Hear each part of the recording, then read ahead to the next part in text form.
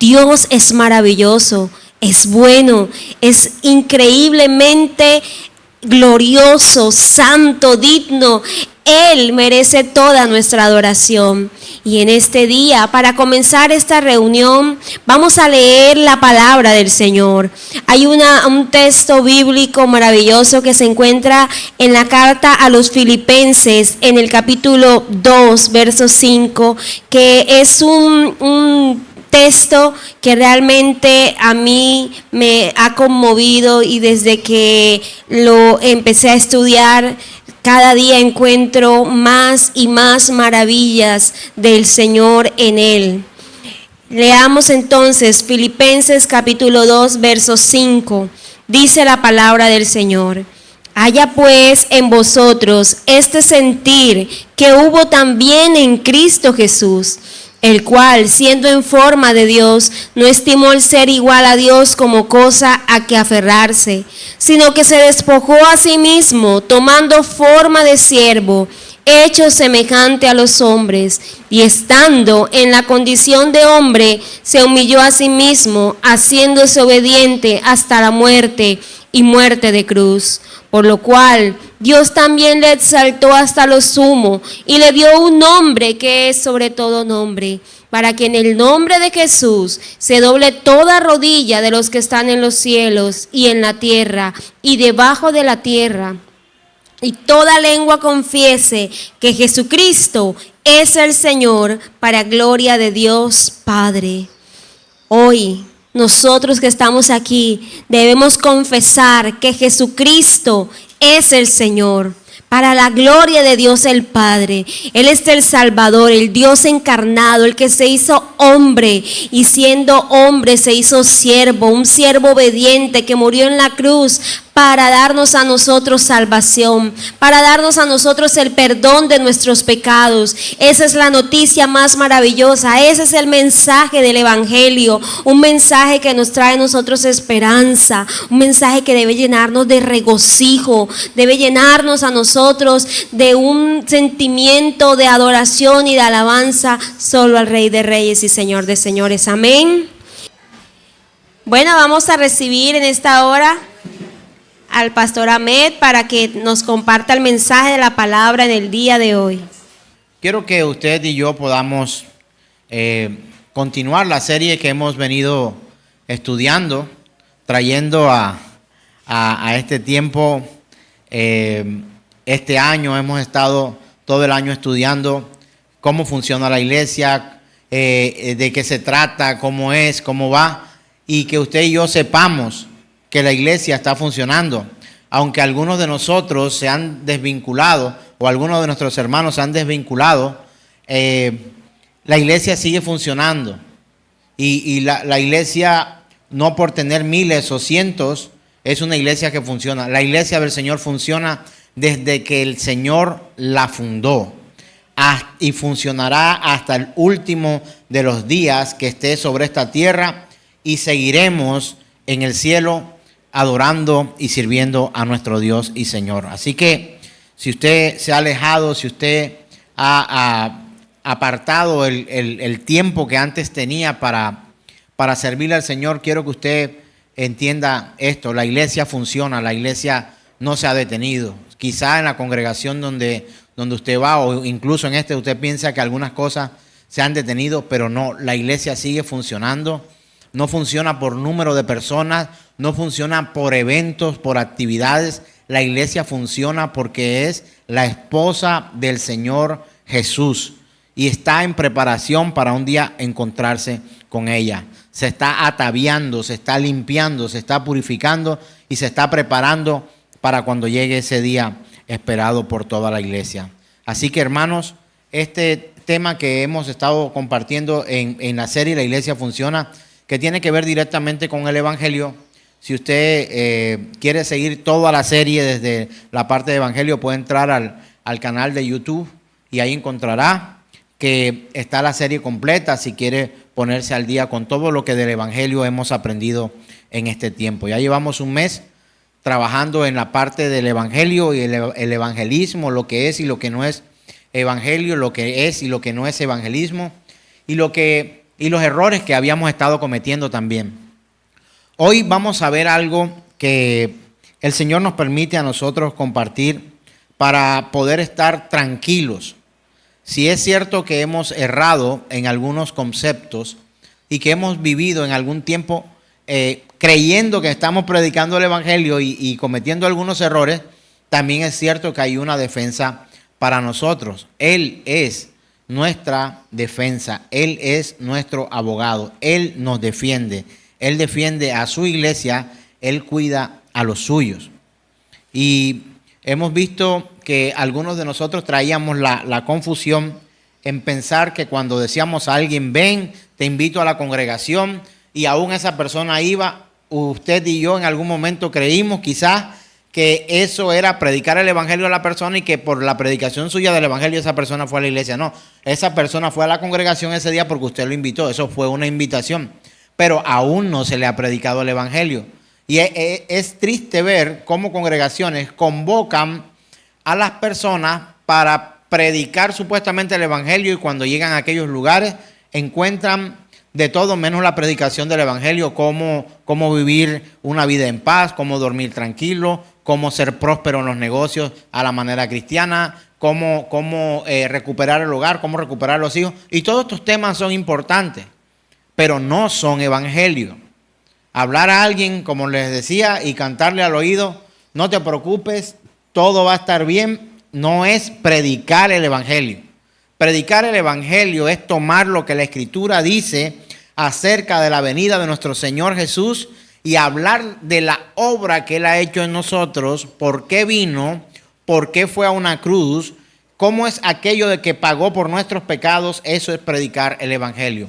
Y algo que a veces pareciera que los temas cuando los abordamos de una manera frontal y confrontamos, valga la redundancia, a las personas, diciendo lo que es iglesia, lo que no es iglesia, quién es un hermano, quién no, qué es evangelio y qué no es evangelio, parece que eso a algunos les incomodara o como si ya lo supiéramos.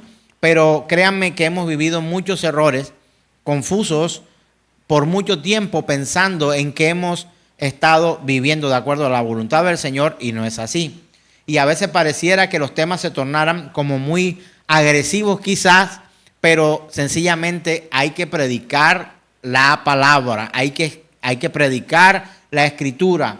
Y no solamente es tomar un versículo y hablar de ese versículo y poner ese versículo a hablar, entre comillas, o a decir lo que nosotros queremos transmitir. Una comparación o una alegoría, por ejemplo, de qué material era la cruz donde murió Jesucristo. De madera. ¿Y de qué era hecha el arca de Noé? Pues de madera. Entonces es como algo, entonces venimos a alegorías y terminamos más bien tratando de guiar o de moldear un mensaje que tiene más importancia o más relevancia que el hecho de qué material es una cosa y de qué es otra. Necesitamos predicar el Evangelio. Predicamos datos curiosos. Nuestros mensajes deben ser también alimentados con datos que quizá están escondidos en medio de los misterios de la Escritura cuando las estudiamos. Y eso es fascinante. Pero no todos los datos curiosos que encontramos o que predicamos hacen parte de la predicación del Evangelio. Algunas son para conocimiento general, algunos son datos geográficos, otros son datos históricos y otros son datos, aunque importantes, no son tan relevantes a la hora de hablar de la salvación nuestra. ¿Será que contar cuántos discípulos tenía el Señor Jesús o cuántas personas comieron pan y peces, eso tiene alguna relevancia o alguna importancia directa en nuestra salvación? ¿Será que contar cuántos panes o cuántas canastas se recogieron es importante para que alguien fuera salvo?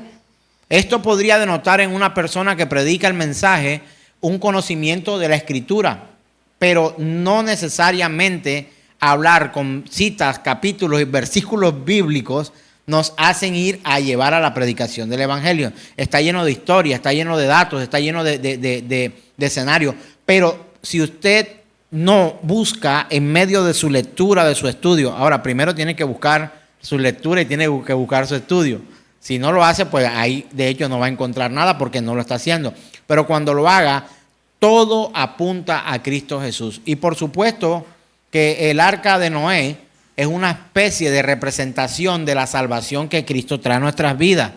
Pero lo relevante o lo importante no es si es de madera o no es de madera. Lo importante es que a través de un arca hubo salvación para aquellos que creyeron lo que Dios estaba diciendo. Porque el pueblo los tomó por locos, el pueblo los tomó porque estaban esquizofrénicos, porque se burlaban de Noé cuando él construía su arca, como hoy se burlan de aquellos que predicamos el evangelio, la palabra del Señor.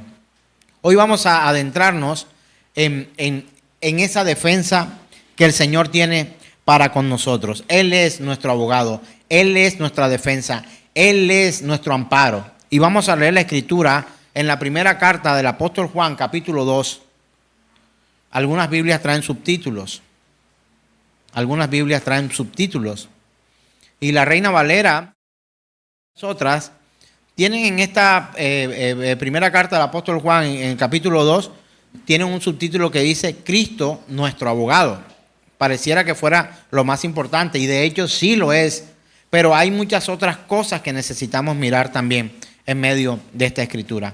Primera carta del apóstol Juan, capítulo 2, dice la escritura: hijitos míos, estas cosas os escribo para que no pequéis. Y si alguno hubiere pecado, abogado tenemos para con el Padre, a Jesucristo. ¿Jesucristo qué?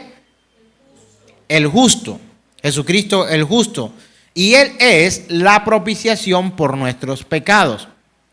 Y no solamente por los nuestros, sino también por los de todo el mundo. Y en esto sabemos que nosotros le conocemos, si guardamos ¿qué? Sus mandamientos. El que dice, apriétese los pantalones, el que dice, ojo, no dice apriétese los pantalones en la Biblia, le digo yo a usted, apriétese los pantalones. El que dice, yo le conozco y no guarda sus mandamientos, el tal es ¿qué? Es un mentiroso y la verdad no está en él. Pero el que guarda su palabra, en este verdaderamente el amor de Dios se ha perfeccionado. Por esto sabemos que estamos en él. El que dice que permanece en él debe andar como él anduvo. Amén. Vamos a dejarla hasta por acá para poder continuar. Y si empezamos a observar, el apóstol hablando a los creyentes. Quiero repetirles una y otra vez. Creemos muchas veces que la escritura está dada a los incrédulos. No. Usted le lee esto a un incrédulo y le va a decir, ¿cuál Señor? ¿Por qué? No me interesa.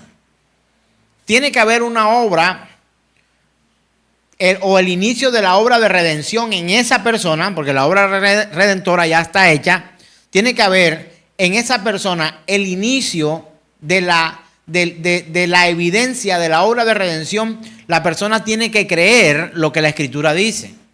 Porque si hay una persona que no cree en la palabra, por supuesto que todo lo que le leas, todos los argumentos bíblicos que tú le des, pues te lo va a refutar y te va a decir, eso lo dice en la Biblia. A mí muéstrame otra cosa, un código civil, un código penal. A mí me muestras con las leyes que rigen Colombia. A mí me muestra la constitución política. O a mí me muestra un examen biológico. O a mí me muestra un examen químico o físico. Pero no me pueden mostrar la Biblia porque para mí no es un argumento. Empezando desde ese momento ya sabemos que esa persona no cree en el Dios de la Escritura. Y vamos a tener un choque gigante con este tipo de personas. Pero eso no nos lleva a nosotros a que no prediquemos la palabra. De ahí la importancia de nosotros hacer una selección de lo que realmente nosotros vamos predicando cuando andamos por el mundo y por la vida. Hace poco tuve una reunión con unos amigos y estuve compartiendo en un devocional con ellos la palabra. No fue una palabra fácil. Ese día les recordaba a ellos que a Dios no solo se le busca para que nos dé. Porque si buscamos a Dios para que nos dé, debe haber algún principio de fe para creer que Dios nos puede dar. ¿Sí o no? Y créame que hay gente que cree que Dios le puede dar, pero no tiene la fe puesta en las Escrituras. Y yo le decía a aquellos, no pueden ser o no podemos ser, porque yo me incluyo también, no podemos ser personas que creen para un beneficio momentáneo. Porque entonces tu fe tiene una limitación, o sea, tiene una capacidad muy corta de efecto en tu vida. Pedirle a Dios que te dé un milagro, que te dé una casa, que te sane, déjame decirte que estás pensando en pequeñeces. ¿Lo necesitamos o no lo necesitamos? Pues sí lo necesitamos. Pero pensar en Dios para que supla nuestros problemas financieros, nuestros problemas emocionales, nuestros problemas familiares, nuestros problemas de propiedad, no sé, de carro, casa, beca, lo que usted quiera, nuestros problemas amorosos, es creer, obtener una fe completamente limitada. El poder de la salvación en Cristo Jesús va mucho más allá que pedirle cosas. Y créanme, la reunión siguiente habían al menos 4 personas menos. Por aquí está mi amigo que estuvo participando conmigo en esa reunión. ¿Sabe por qué? Porque ya no era un poco más atractivo. Y yo les decía, reunirnos acá es para recordar las maravillas y las bondades de Dios, sí. Para creer que Él nos puede dar, sí. Pero mucho más allá de que Él nos puede dar, es saber si tenemos nuestra fe puesta en el Señor. Claro, la reunión siguiente ya fueron menos. Y les decía, es un buen espacio para pedirle al Señor porque todos tenemos necesidades. Y de hecho lo vamos a hacer y lo hicimos. La segunda reunión ya no les gustó tanto. ¿Sabe por qué? Porque perdemos el tiempo cuando hablamos solamente de un Dios proveedor. De un Dios que da milagros. De un Dios que hace maravillas. De un Dios... Cuando no hablamos de la real y más poderosa maravilla que Él ha podido traer a nuestras vidas. Y es la salvación de nuestras almas. Hermano, yo no sé si usted se acuerda cuando usted iba a la escuela, cuando estaba en el kinder o en el preparatorio. Yo no sé si usted, algunos tienen más de 40 años aquí, de 50 años, quizás. Los que tienen menos de 30, pues la tienen más fresca, pero los que tenemos más de 40, todavía nos acordamos de cuando íbamos a la escuela. Y yo me pongo a pensar, y eso parece que fue ayer, pero han pasado 45 años. Y ya pronto, dentro de unos cuantos, un par de meses, serán 46. ¿Cómo? Un mes, bueno, un mes y unos días. Entonces le digo algo, mis queridos hermanos. Pensar solamente en que Dios nos puede dar a nosotros algo es tener una mente y una fe muy limitada. Muy limitada. Pero se acostumbró la gente a que le predican un evangelio que supla las necesidades de esta tierra. Y hay un gran error. ¿Sabe por qué? Porque hay muchos engañados en muchas congregaciones, sentados como usted está sentado hoy, creyendo que Dios solo actuará en ese momento para que Él solucione los problemas en los que regularmente usted mismo se ha metido. Pero mucho más allá de que tus problemas. Mire, hay gente que se muere debiendo muchos millones a los bancos, a personas teniendo problemas. Y sabe una cosa, cuando muere ya esos problemas se acabaron. Pero comienzan otros. Conozco de hombres de fe, hermanos, que por una u otra razón tuvieron que endeudarse. Y hermanos ya han muerto y no pudieron pagar. De hecho, la Escritura habla de uno de los que era profeta o servía en un templo y se murió, y lo que le dejó a su esposa y a sus hijos fue deuda, y los acreedores llegaron me va a tocar llevarme a los hijos suyos. ¿Sabe una cosa? El problema de deuda ya no le pertenece a ese muerto. El problema de esa deuda le pertenece a los que quedaron, porque esos problemas son para solucionar aquí.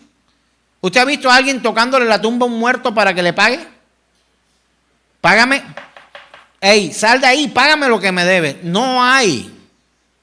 Pero hay muchas congregaciones que se le predica a muertos. ¿Por qué? Porque solamente quieren predicar para vivir en esta vida. Como si no fuera lo más importante en la otra. Ahora, yo me quiero divertir en esta tierra. Yo quiero gozarme en esta tierra. Yo quiero tener alegría en esta tierra. Yo quiero tener bienes en esta tierra. Tengo ambiciones en esta tierra de graduarme en una universidad, de poder tener una casa, de poder tener un carro y de poder tener sustento, dinero para poder alimentar a mi familia. ¿Es eso un pecado? No es eso un pecado. Pero esto no se puede convertir en la prioridad de mi vida. Yo no puedo reducir mi fe a que mis problemas sean solucionados aquí. Aquí tengo muchos abogados enfrente mío. Aquí tengo varios abogados dentro de los que estamos acá reunidos. Pero usted puede ayudarme a solucionar un problema penal, civil o no sé qué otro hay. Creo que solamente hay dos problemas que solucionar por los abogados. Laboral, civil. ¿Qué más por acá, abogado? Familiar, ¿qué más? Comercial. Una serie de problemas que se acaban cuando nos morimos aquí. O dígame si usted me va a ayudar a solucionar problemas en la otra vida.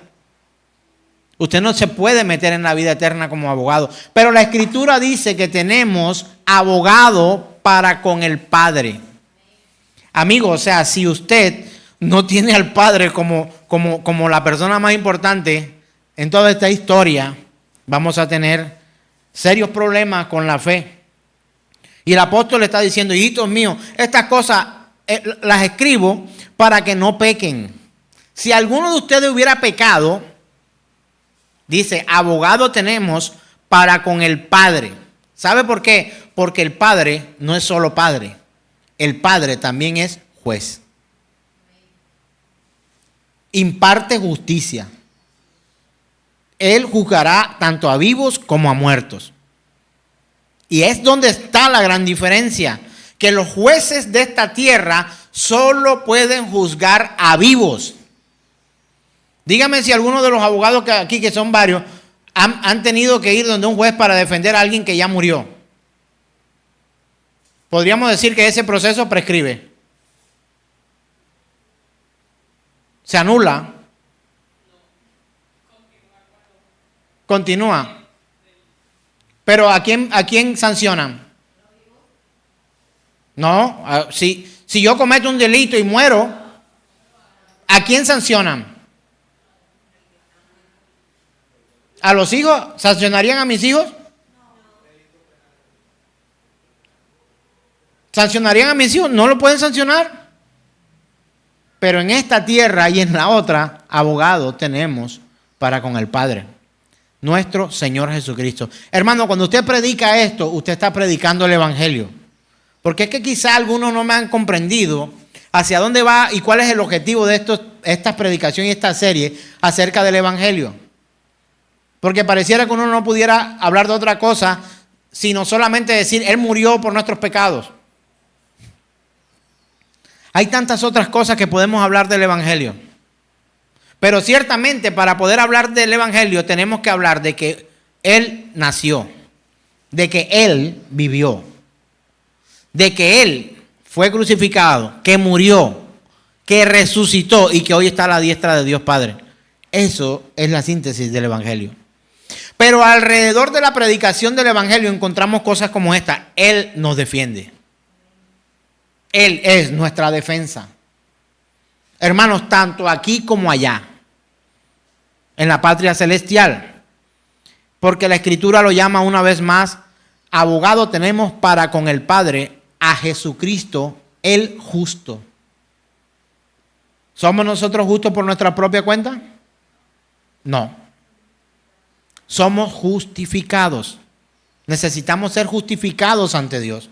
¿Y cómo uno justifica a alguien? Cuando los papás tienen problemas, los padres tienen problemas, cuando un hijo hace algo malo y en la casa el papá o la mamá, uno de los dos es más fuerte y sanciona y pone problemas y no lo va a dejar ir al chico al partido de fútbol o lo que sea, porque él está impartiendo justicia en esta tierra y dice, no vas. Entonces viene la mamá y le dice, mira, no seas así, tan duro, por favor, déjale pasar esta, pero es que ya me ha hecho muchas, déjasela pasar, él se va a arreglar. Y viene aquella madre e intercede ante ese padre de familia para que su hijo le sea quitada la pena. Y aquel chico va a su partido de fútbol. Porque los padres regularmente dicen, hay que darle por donde más le duela. A él le gusta el fútbol, vamos a quitarle el fútbol, la computadora, los juegos de video, el televisor. A mí que no vas a ir a trabajar hoy. Te estás portando mal, no vas a trabajar. ¿Qué sería? No vas a entrenar este fin de semana, no vas a correr.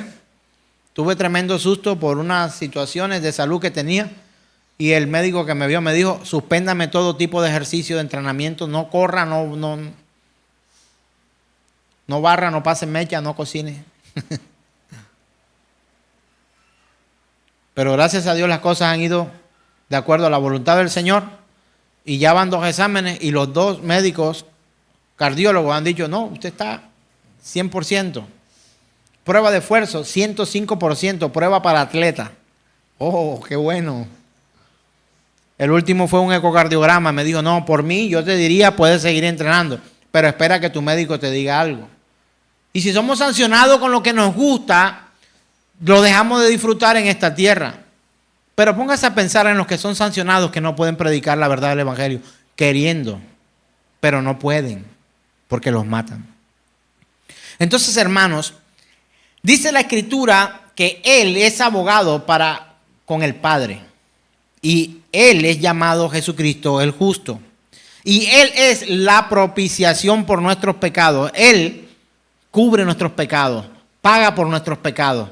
En vez de ponernos a nosotros, Él se pone para que nosotros seamos liberados, que la pena sea quitada, la sanción sea apartada. No es como la madre que va donde el padre. ¿Sabe por qué? Porque ese chico, del ejemplo que le puse, viene del partido de fútbol y otra vez vuelve y hace otra.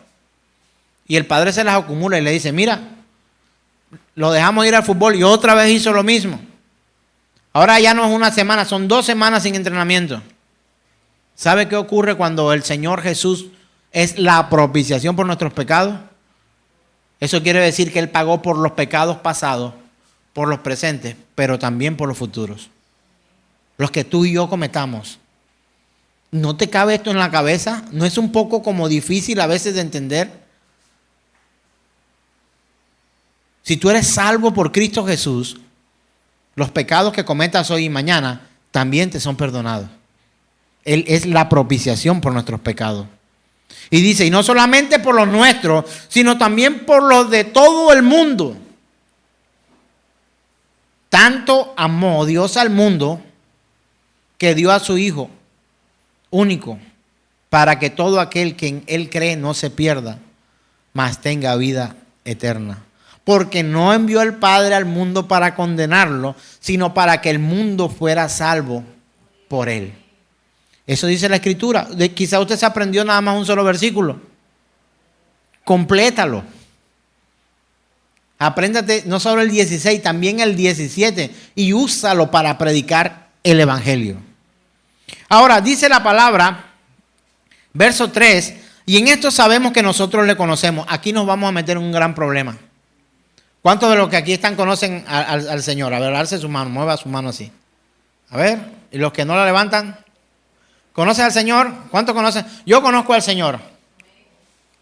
Se va a meter en un problema. ¿Sabe por qué? Porque el verso 3 dice, y en esto sabemos que nosotros le conocemos, si guardamos sus mandamientos. Ahora quiero ver los que levantaron la mano. ¿Guardan los mandamientos del Señor? Procura una canción de Peralta. Ajá. Entonces, algo importante para la predicación del Evangelio y para aquel que ha sido evangelizado de la manera correcta es que debe conocer a Dios. Hay gente que dice, ya yo soy salvo. ¿Conoces al Señor?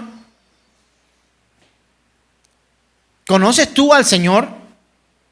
O quizás tú digas, yo lo conozco, pero sabe que hay una cita bíblica que dice, no los conozco, apartados de mí.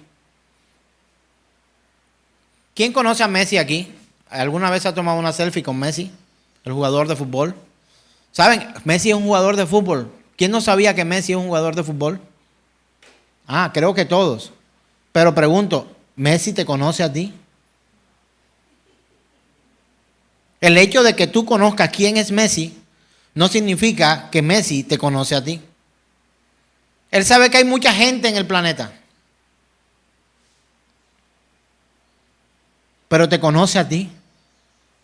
Pues estos que son justificados por el abogado del que le he estado hablando, por aquel que fue propiciación, propiciatorio, estuvo en el propiciatorio por nuestros pecados, no solamente conoce a todos los habitantes del planeta y de los planetas que conocemos y el que no conocemos. Por si alguno tiene en la cabeza de que hay otro lugar donde hay vida. Donde hay vida está Dios. Y donde hay muerte también, porque no hay un lugar vedado para Dios. El universo conocido y desconocido es propiedad del Creador. Entonces, dice la palabra, y en esto sabemos que nosotros le conocemos,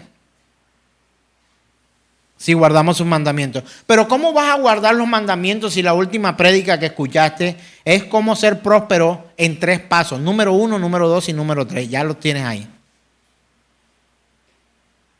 Pero a la hora de que te predicamos o que le predicamos a una persona acostumbrada a esos mensajes emocionales, que entras triste, sales contento, pero das 10 pasos y se te cae la mococoa otra vez. Que otra vez vuelves a estar deprimido, que otra vez te quieren matar, que otra vez necesitas conocer a Dios. Alguien que conoce a Dios no vive afligido el resto de su vida por una sola cosa. Alguien que conoce a Dios sabe que a los que amamos a Dios, todas las cosas le ayudan para bien. Se levanta, se sacude el polvo y sigue caminando. Pero no te lo digo para emocionarte. No soy un coach. No lo soy.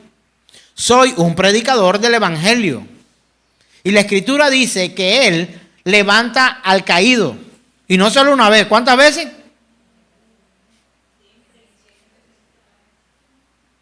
7, 70, 77 veces. Hermano, conozca al Señor. Él no dejará postrado al suyo para siempre. Sino que cada vez que ese justificado por Él caiga, Él lo levanta. ¿Sabe que tuve una tristeza profunda a causa de mis pecados? Estuve muy deprimido hace muy poco, pensando en las maldades de mi mente y lo entenebrecido de mi corazón. Claro, los pastores de hoy no admiten este tipo de cosas. Ellos son más santos, ni me toques, porque no toque el manto, le escuché a uno una vez. No me toque. Tengo que ir donde mi Padre primero. No he sido glorificado aún. No me toques. Wow, no se puede tocar al siervazo. Y estuve muy deprimido y yo decía, Señor, no quiero caer en maldad. Prefiero morirme. Y aprendí en medio de esa tristeza de que Él, si ha decidido salvar mi vida y yo llegar a perderme, está escuchando la palabra, ante sus ojos perderme y ante sus ojos perderme, si Él realmente me ha salvado, si realmente la salvación ha llegado a mi vida, si tengo ese gran privilegio, esa gracia de misericordia sobre mi vida, Él me hará volver de donde me desvié y me pondrá una vez más en el camino. Alguien una vez me confesó, casi llorando, tartamudeaba al hablar, pastor, pequé. Y sí, ¿qué hiciste? Yo tengo que confesarme con usted. Me di una borrachera, pastor.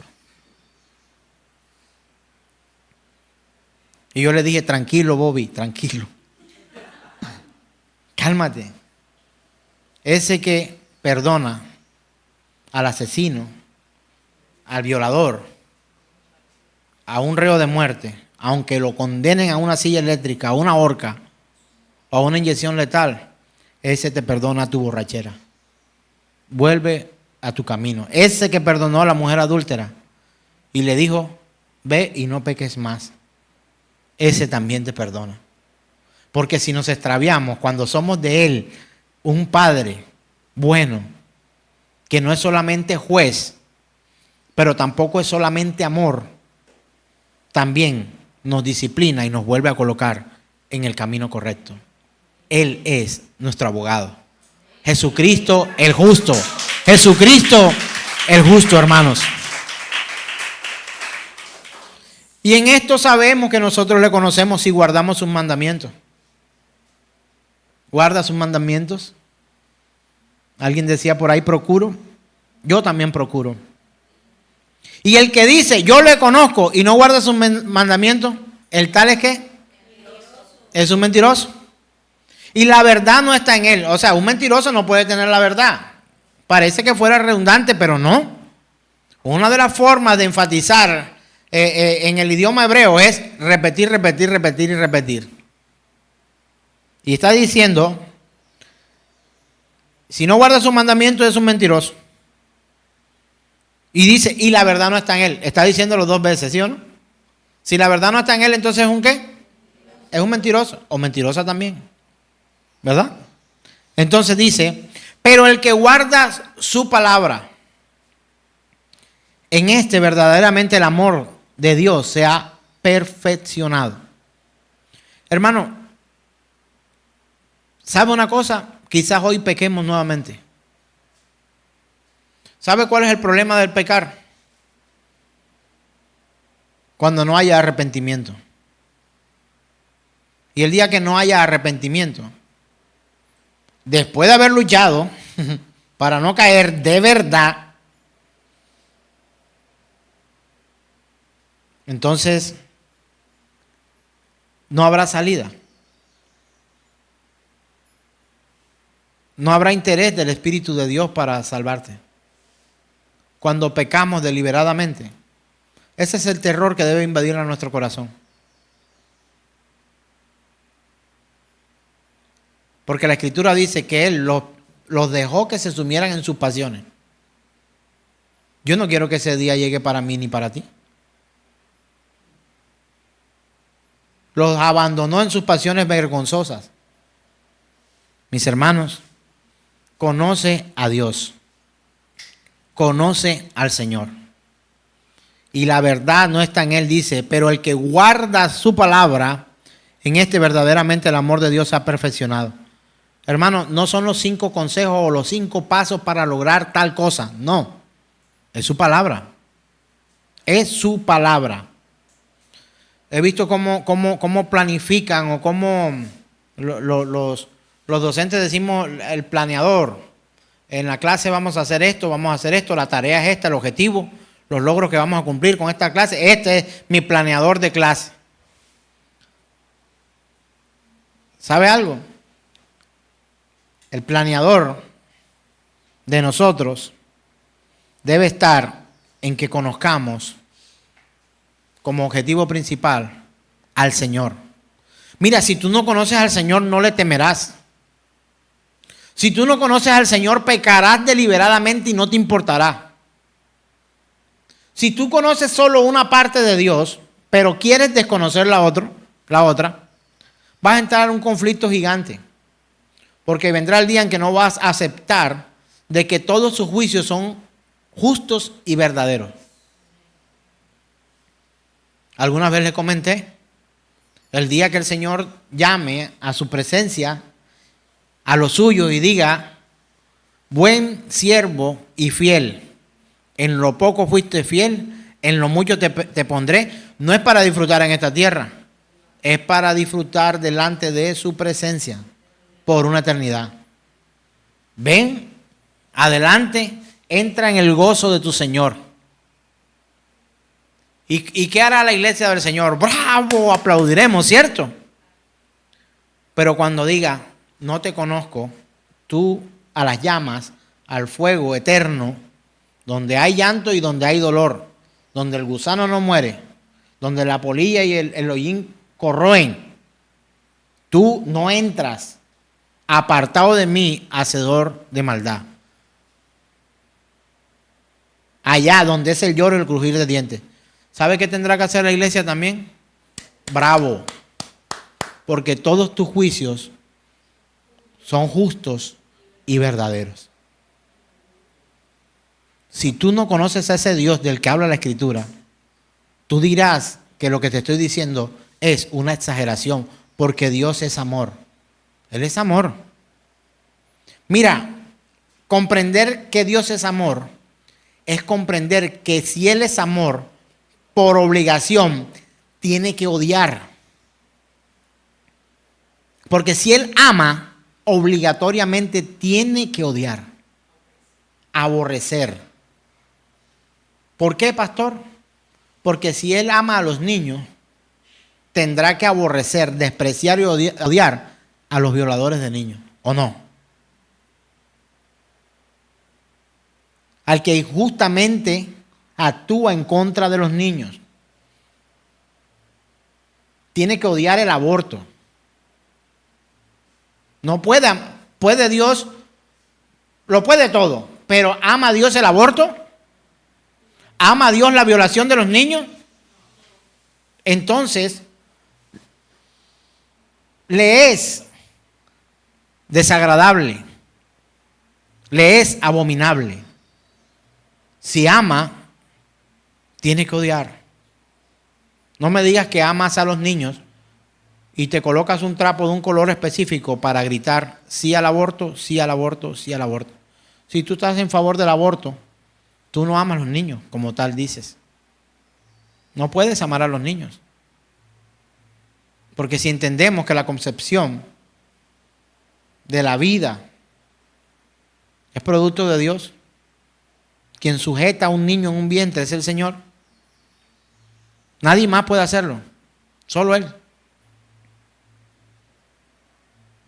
Él tendrá que repudiar otras cosas también. Y dice la palabra, pero el que guarda su palabra, en este verdaderamente el amor de Dios se ha perfeccionado. Por esto sabemos que estamos en Él. El que dice que permanece en Él debe andar como Él anduvo. ¿Cuántos pertenecen al Señor? ¿Cuántos permanecen en Él? Entiéndase lo último. ¿Cuántos de ustedes andan como Él anduvo? Y es un cuestionamiento serio, fuerte, verdadero, justo, pedido por el pastor Ahmed. No, su palabra lo trae a nuestras vidas. Ahora, todos aquellos que reconocen su estado de pecado e incapacidad para salvarse, ¿sabe qué tienen que hacer? Tienen que rendirse a Cristo Jesús. ¿Hay pecados con los que luchas y no puedes? Rindámonos al Señor. Solo Él nos puede perdonar, solo Él nos puede levantar, solo Él nos puede proteger, solo Él nos puede defender. Solamente Él es abogado para con el Padre. No hay otro intermediario, no hay otro nombre dado a los hombres en el que haya salvación. ¿Saben una cosa? Les estoy predicando el Evangelio. A eso vine, a predicar el Evangelio. No vine a predicar cómo ganar más dinero, cómo tener el matrimonio feliz. No es el espacio para eso. Podemos hablar de eso otro día. Pero qué triste es perder el tiempo cuando tenemos la oportunidad de reunirnos y no se predica el Evangelio. Se predica de todo. Se predican anécdotas, se predican chistes, se predican experiencias personales. Y la congregación aplaude. Y le encanta un testimonio y una historia.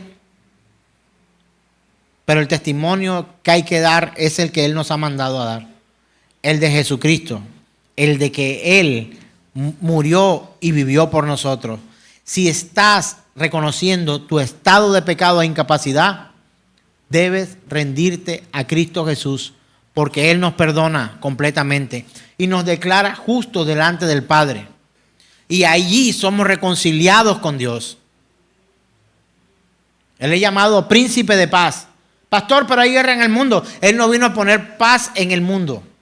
Él vino a ponerte a ti en paz con el Padre. Esto es evangelio. Quiero que leamos la escritura en Romanos capítulo 3, verso 22 al 24. Voy a leerlo en la Nueva Traducción Viviente. Romanos capítulo 3, 22 al 24. Dice la escritura: Dios nos hace justos a sus ojos cuando ponemos nuestra fe en Jesucristo. Y eso es verdad para todo aquel que cree. Pues ¿saben una cosa? Para el que no cree no es verdad. Esto es verdad para el que cree. O sea, ¿cómo tú puedes hacerte de esta gran bendición, de esta gran promesa, si tú no crees en el Señor? Si no andas como Él anda, si no amas sus mandamientos, si no te esfuerzas o si no buscas la manera de agradarlo a Él cumpliendo su palabra. Esto es para los que en Él creen. Dios nos hace justo a sus ojos cuando ponemos nuestra fe en Jesucristo. Y eso es verdad para todo el que cree. Sea quien fuere, sea el pecador más pecador de este mundo o sea el que usted cree que es más santo de todos los santos. Pues todos hemos pecado. Nadie puede alcanzar la meta gloriosa establecida por Dios. Sin embargo, en su gracia, Dios gratuitamente nos hace justo a sus ojos por medio de Cristo Jesús, quien nos liberó del castigo de nuestros pecados. Él, justo, aboga por nosotros, nos defiende de toda maldad. Hermano, hay tanto que predicar del Evangelio que usted no se va a quedar solamente repitiendo. Él nació, Él creció, Él vivió, Él murió, Él resucitó y después va a venir por nosotros. Sí, muy bien, lo sabemos. Pero hay tanto y de tanto que predicar con el Evangelio en la mano. Esto es lo que le estoy hablando, es Evangelio. Son buenas noticias. Claro que a algunos no les parece muy buenas noticias. El decir que si no crees serás condenado, pero el que cree será salvo. Y de hecho algunos que creen en que solo a través de él podemos ser salvos, le añaden otras cosas más.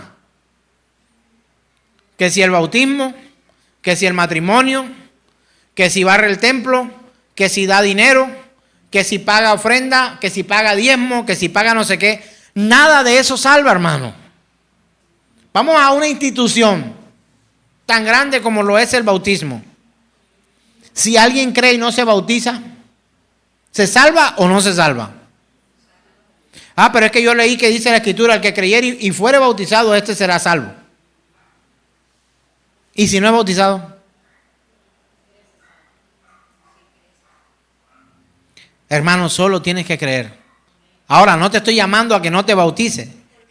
Es una institución. Cuando creemos en ese Salvador, podemos dar públicamente el testimonio de que le pertenecemos a Cristo Jesús. ¿Qué problema es para uno que los demás sepan que uno es el cristiano de la oficina? ¿Qué lío? Uy, óyelo a él. Y eso que es evangélico. Hermano, todos los benditos días de mi vida me pasa. Qué difícil es para un evangélico manejar un carro, llegar a un semáforo y encontrarse con tantas personas que no respetan las normas de tránsito. Y el día que tú encuentras un semáforo en rojo y te justificas a través de la norma que dice cruce a la derecha con cuidado y te ven cruzando a la derecha con cuidado, mira, ve, ahí va el evangélico volándose el semáforo. Hermano, pero necesitamos dar ese testimonio. Y ese es el testimonio del que habla el Señor. Eso es de confesar públicamente a Cristo Jesús. ¿Sabe también qué es confesar públicamente que el Señor Jesús es nuestro Señor? Que lleguen estos del Estado Islámico a una escuela y pregunten, ¿cuántos de aquí son musulmanes? Y que ninguno levante la mano. Eso es confesar a Cristo Jesús. Pero muchos están confundidos creyendo que una oración que hacen casi a plomo delante de un predicador al que le agarran y le ponen un micrófono, repita después de mí, Señor Jesús, Señor Jesús. Yo confieso. Hermano, eso no es fe. Esa oración no salva. Ni bíblica es. Eso no es evangelio. Cuando mi padre enfermaba, algunos me preguntaban, ¿y ya el hermano hizo la oración de fe? Yo, como para no discutir, sí la hizo. Pero es que sí la hizo, pero no esa. Él confesó a Jesús como su Salvador y Señor por donde iba. Hermano, y su madre confesó al Señor antes de morir. hizo la oración de fe, lo puso a repetir. No, hermano, mi madre no hablaba. Le dio una isquemia. ¿Cómo va a confesar? Tiene un derrame cerebral luego. ¿Todavía no ha hecho la oración de fe? No, hermano, ya la isquemia pasó a derrame cerebral. No ha podido confesar. ¿Qué problema? Hermano, ¿ya su mamá confesó? No, hermano, tiene muerte cerebral. ¿Cómo confiesa? Ya lo hizo. Con testimonio de su vida, con su bautismo público, con su fe puesta en Cristo Jesús, y que no titubeaba para decir: le pertenezco a Jesucristo. No hay otro nombre dado a los hombres en el que haya salvación. Esa es la fe que se necesita en él. Pero algunos, no, ya hizo la oración de fe, es salvo, y todo el mundo aplaude. Lo siento. Esa oración no salva a nadie. No es una oración la que salva a una persona. Es Cristo Jesús quien pagó por sus pecados, no por una oración. ¿Cómo confiesas a Cristo Jesús? Con tu vida. ¿Cuándo confiesas a Cristo Jesús? Cuando estás feliz y muy alegre, pero también cuando estás triste, cuando estás enfermo, cuando estás padeciendo, cuando tienes problemas, cuando pareciera que todo el mundo se te viene encima. Allí confiesas a Cristo Jesús. Tendrías que andar el resto de tu vida repitiendo: yo reconozco que soy pecador, te pido que anotes mi nombre en el libro de la vida y no lo borres jamás. ¿Crees que eso es suficiente para entrar al cielo? Y el Señor va a preguntarte a la entrada: ¿hizo la oración de fe? No, eche para allá. ¿Hizo la oración de fe? Sí, venga para acá. ¿Oración de fe? No, para allá. ¿Oración de fe? Sí, venga para acá. Error. Conoce a Dios. Conoce a Dios. ¿Sabes una cosa? La oración de fe tiene menos de 80 años. Y entonces los que no hicieron la oración de fe de 80 años atrás, ¿sabe? Tienen menos de 50 años la oración de fe. O sea, que no fueron salvos los de hace 50 años atrás. La oración de fe fue promovida por predicadores estadounidenses para simplificar la predicación del Evangelio y el daño que ésta le hace a los hermanos verdaderos, a los que creen. Yo he visto personas que pasaron al frente, hicieron una oración de fe y siguieron viviendo su vida de borrachos, de pecadores, de mentirosos, de ladrones, de abusadores y de todas esas cuestiones. Los malvados no entrarán en el reino de Dios. Ahora, si un malvado se arrepiente de sus pecados, tiene toda la entrada para entrar al reino de Dios si ha creído en Cristo Jesús. No, pero es que él hizo la oración de fe. Él se fue con Dios porque él hizo la oración de fe. ¿Verdad? Pues lamento decirle que no es así. No es así. Porque él pagó más a través de su sacrificio para que alguien venga a simplificar su sacrificio con una oración casi que atarzanada, a la fuerza, para que alguien repita y ya aquel es salvo. Vamos a Romanos capítulo 5, verso 6. Romanos capítulo 5, verso 6 dice: cuando éramos totalmente incapaces de salvarnos, Cristo vino en el momento preciso y murió por nosotros, pecadores. Ahora bien, casi nadie se ofrecería a morir por una persona honrada, aunque tal vez alguien podría estar dispuesto a dar su vida por una persona extraordinariamente buena. Pero Dios mostró el gran amor que nos tiene al enviar a Cristo a morir por nosotros cuando todavía éramos, ¿qué? Pecadores. Entonces, ya que hemos sido hechos justos a los ojos de Dios por la sangre de Cristo, con toda seguridad Él nos salvará de la condenación de Dios. Pues, como nuestra amistad con Dios quedó restablecida por la muerte de su Hijo cuando todavía éramos sus enemigos, con toda seguridad seremos salvos por la vida de su Hijo. Así que ahora podemos alegrarnos por nuestra nueva y maravillosa relación con Dios. Gracias a nuestro Señor Jesucristo nos hizo amigos de Dios. ¿Sabes? Dígame el antónimo, o sea, lo contrario, amigo. La Escritura dice que éramos enemigos de Dios y Él nos hizo amigos de Dios. O sea, acabó con la enemistad que había entre nosotros al justificarnos y morir por nuestros pecados. ¿Sabes qué le estoy predicando? El Evangelio. No, pero pastor, predique cómo poder dormir tranquilo en las noches de insomnio. ¿A cuánto le gustaría ese tema? Qué bello tema, ¿verdad? Pastor, es que anoche no dormí nada. Ve al médico. Si te voy a dar un versículo y no te va a servir, porque nos convertimos en cristianos de versículo. Él guardará en completa paz aquel en cuyo pensamiento en Él persevera. Y podríamos decir que esto te debería bastar y sobrar para dormir tranquilo, pero no. Veando el médico, quizás tiene trastornos bipolar, quizás tiene trastornos de hormonas, quizás tiene problemas de reflujo. No, pastor, yo no sufro de eso. ¿Qué comiste anoche? Una salchipapa de 50,000 así.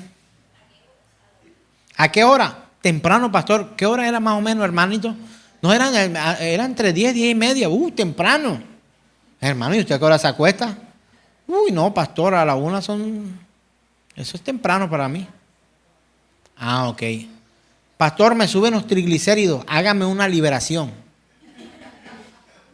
Ah, sí. ¿Sabe qué dice mi médico?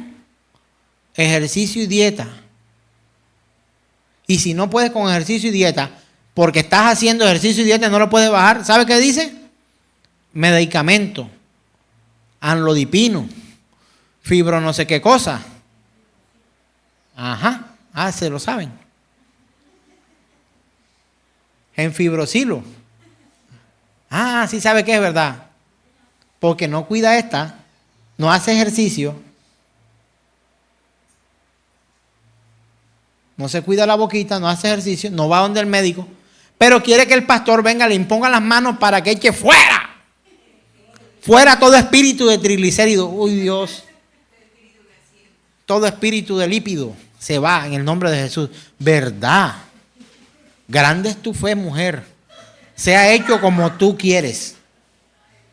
Pues no puedo decirte eso porque no es el contexto en el que la Escritura habla de la grande fe que pueden tener algunos. ¿Sabe qué va a pasar con aquel que le impone las manos para que sea libre de los espíritus de triglicéridos?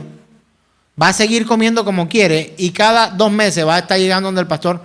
Pastor, me funcionó por 2 meses, hágame otra liberación. El hombre no liberta nada. De hecho, el hombre te condena. El único que hace libre tiene nombre. Jesús, el unigénito de Dios. Leamos completo Romanos capítulo 5 y terminamos. Cuando éramos totalmente incapaces de salvarnos, Cristo vino en el momento preciso y murió por nosotros, pecadores. Ahora bien, casi nadie se ofrecería a morir por una persona honrada, aunque tal vez alguien podría estar dispuesto a dar su vida por una persona extraordinariamente buena. Pero Dios mostró el gran amor que nos tiene al enviar a Cristo a morir por nosotros cuando todavía éramos pecadores. Entonces, ya que hemos sido hechos justos, el ser hecho justo es ser justificado a los ojos de Dios por la sangre de Cristo. Con toda seguridad, Él nos salvará de la condenación de Dios. Pues como nuestra amistad con Dios quedó restablecida por la muerte de su Hijo, o sea, ¿cuándo fue restablecida nuestra enemistad o nuestra amistad con Dios? Fue restablecida cuando Él muere, cuando todavía éramos sus enemigos. Con toda seguridad seremos salvos por la vida de su Hijo.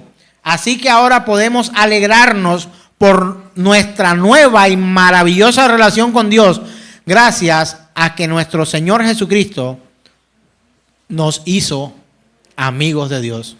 Cortó la enemistad que era con nosotros. Este es el evangelio de Dios y de Jesucristo, su Hijo, hermanos. Pregunto, ¿cuántos alguna vez en su vida han salido a evangelizar? Mueva su mano para saber si alguna vez salieron a una campaña, a entregarle tratados a las personas, a decir Cristo te ama, hermano, Dios que tiene un propósito contigo. ¿Cuántos dijeron eso? La mano evangelizadora. Paso 1, 2, 3, 4, 5.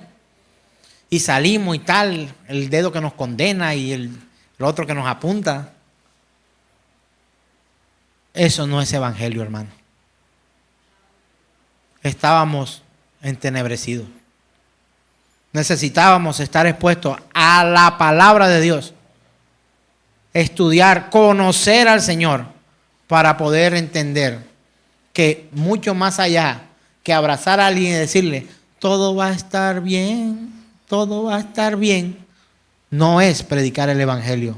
El evangelio está escrito. Y así como está escrito, es que debemos predicarlo.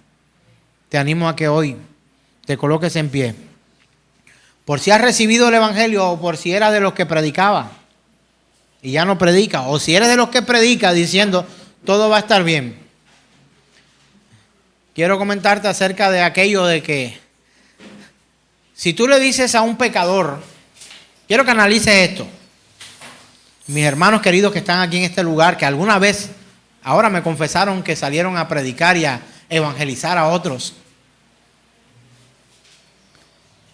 ¿Alguna vez usaste esa famosa frase de decirle, es que Dios tiene un propósito contigo a alguien? Sí, ¿verdad? Si usted le dice esto a un pecador no arrepentido, usted también tiene razón. ¿Sabe por qué? Porque Dios sí tiene un propósito con el pecador no arrepentido.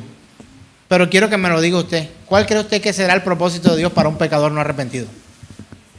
Que se arrepienta. Se la voy a poner más difícil entonces. Si usted le dice eso a un pecador que no se quiere arrepentir, ¿tiene Dios un propósito con esa persona, sí o no? Sí lo tiene. ¿Cuál es el propósito de Dios para esa persona? Condenarlo. Condenación. Si no se quiere arrepentir. Ah, tú no te vas a arrepentir. No es que yo no tengo nada que arrepentirme. No, Dios tiene un propósito contigo. De hecho lo tiene.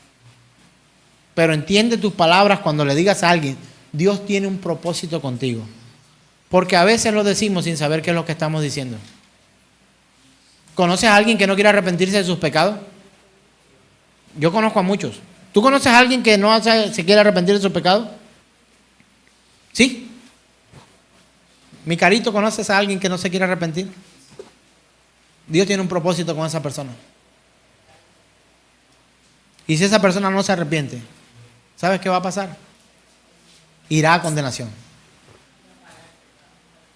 Irá a condenación.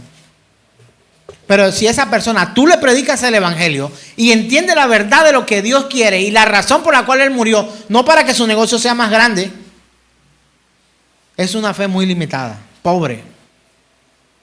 Un término un poquito más grueso, paupérrima, enflaquecida, esgarbada fe. Débil, triste, desesperanzante. Pero si tú le dices a alguien, hay una razón por la cual debes arrepentirte. Y es que si tú no te arrepientes de tus pecados, tu alma arderá en el infierno.